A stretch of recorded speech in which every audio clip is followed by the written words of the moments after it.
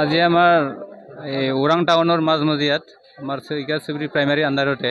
UPPLৰ যি নিৰ্বাচনী কাৰ্যালয় সেইটো উদ্বোধন কৰা হ'ল আৰু এই নিৰ্বাচনী উদ্বোধন অনুষ্ঠানতে আমাৰ দলৰ যি নীতি আদৰ্শ এইটো ভাল পায় আমাৰ বহুত গাঁৱৰ পৰা ইয়াতে প্ৰায় 100 জন মান আমাৰ UPPL দলৰ নীতি আদৰ্শটো ভাল পায় জইনিং লোৱা হৈছে আৰু এতিয়া এইটো নিশ্চিত যে এতিয়া খালি ৰিজাল্টটোহে ৱাইটিং UPPL অলৰেডি 100% ইয়াতে জিকা হৈ গ'ল বুলি আমি ঘোষণা কৰিব পাৰোঁ ৰোড ফাইনেল হৈ গ'ল এতিয়া নিৰ্বাচনৰ যি